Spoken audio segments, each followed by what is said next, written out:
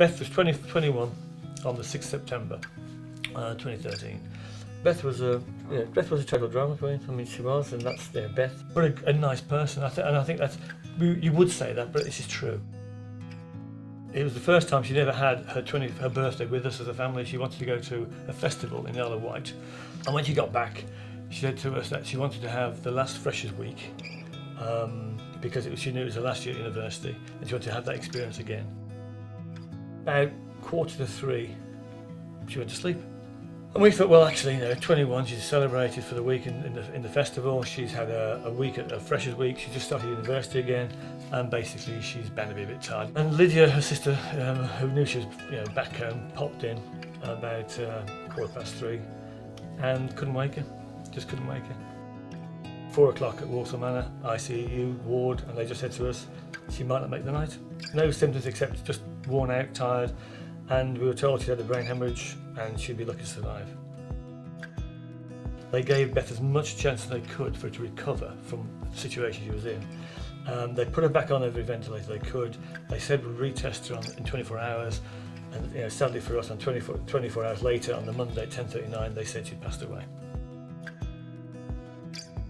We asked for a miracle that weekend. We were just, you'd pleaded for anything really. But we know, obviously, that whilst Beth probably gave up her miracle, other people's miracles were answered. So I've said before, and I've said it to many people, we were lucky. And it does bring people's attention when you say that. And the reason we were lucky is because we'd had a prior conversation about organ donation. And it came up by chance. There's no agenda, there's no pre-planning. It was Lydia, Beth's sister, was a trainee nurse, and part of her training she was asked if she'd like to go into theatre and watch an operation where a man's liver was being cut down to size to put into a young baby. And over Sunday dinner one Sunday, Lydia just relayed the story to us. But when Lydia relayed the story about how this young child and everything else that happened, we thought, what a wonderful way to make use of a bad situation. So this shepherd died and his liver being used for his child. So brilliant story. I remember looking across at Mandy at the time and saying, thinking, we've now told the kids what we would like them to do with us, but we never dreamed that we'd be actually making a decision about our own daughter, especially our youngest daughter, 6 months, 9 months later. But that conversation gave us strength in a really awful weekend to actually agree to the donation. The whole donation process was handled so professionally.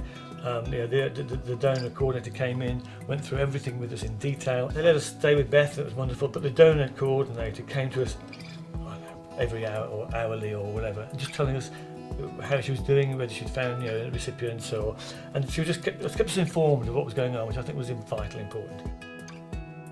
I'm a great believer that organ donation does save a life, but I think the message impacts on hundreds of people. We had a letter from a lady who received one of Beth's liver and a kidney off Beth. First of all, it's lovely that she'd taken the time to write to us, because that was really, really nice of her to do that. And then to actually explain how her life had transformed and how she appreciated the gift that Beth had given her. It just shows that there is a possibility of making some positiveness out of a disaster, really. Any other family not having that discussion, you can see how hard it would be for them. And if we can somehow get that message clear, to just have a chat. And if you decide you don't do it, well, then you know you are at least. But I do think if you could have the conversation and discuss organ donation openly with all the family, then you have strength in what you're actually going to deal with.